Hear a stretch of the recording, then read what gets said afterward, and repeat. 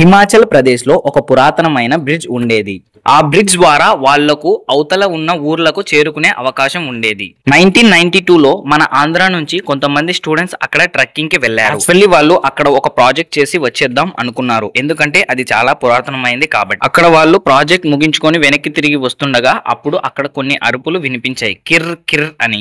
వాళ్ళు భయంతో వెళ్లి ఆ ఊరి వాళ్లకు చెప్పారు. ఆ ఊరి వాళ్ళు ఆ బ్రిడ్జ్ మీదకి వెళ్ళగా మళ్ళీ అదే సౌండ్ రిపీట్ అయ్యింది. ఆ ఊరి వాళ్ళు మన ఆంధ్ర వాళ్ళ మీద నిందలు మోపారు. మీరు రావడం ఇక్కడ ఇలా జరుగుతుంది, ఇన్ని ఏళ్ల నుంచి ఎప్పుడు ఇలా శబ్దం రాలేదు, మీరు వచ్చి ఏదో చేశారు ఈ బ్రిడ్జ్ ని అని వాళ్ళపై గొడవలు పెట్టారు. అప్పుడు మన ఆంధ్ర వాళ్ళు అసలు మేము ఇక్కడ ఏమీ చేయలేదు, శబ్దం ఎందుకు వస్తుందో అసలైన కారణం మాకు కూడా తెలియదు, కావాలంటే మేము ఇంజనీర్లను పిలిపించి టెస్ట్ చేపిస్తాం అని చెప్పారు. దానికి వాళ్ళు కూడా సరే అన్నారు. ఇంజనీర్లు వచ్చి వాళ్లకు ఒక షాకింగ్ విజయం చెప్పారు. ఇంజనీర్లు బాగా టెస్ట్ చేసి ఇలా చెప్పారు, టెంపరేచర్ చేంజెస్ వల్ల మెటల్ కొంచెం కాన్స్ట్రాక్ట్ అయ్యి ఎక్స్పెండ్ అవ్వడం వల్ల నేచురల్ హమ్మింగ్ సౌండ్ వస్తుంది అంతే అని అన్నాడు. వరల్డ్ లో కొన్ని బ్రిడ్జెస్ లో ఇది రేర్ గా జరుగుతుంది, కానీ ఇదేం అంత డేంజర్ కాదు అని చెప్పారు. ఆ మాటతో అక్కడ ఉన్న విలేజెస్ గుండెలు చల్లగా అయ్యాయి. ఇంజనీర్స్ కొన్ని బోల్ట్స్ ని చేంజ్ చేసి మరియు ఆ బ్రిడ్జ్ యొక్క స్ట్రక్చర్ మరింత మంచిగా చేశారు. అప్పుడు ఆ విలేజర్స్ అందరూ ఆనందించారు. వెంటనే మన ఆంధ్ర వాళ్ళకు వెళ్ళి ఇక్కడి రావడం, మా పురాతనమైన బ్రిడ్జ్ కొత్తగా తయారు అవ్వడం మాకు అంతా మంచి జరిగింది, మమ్మల్ని క్షమించండి అని మన ఆంధ్ర వాళ్ళతో చెప్పారు.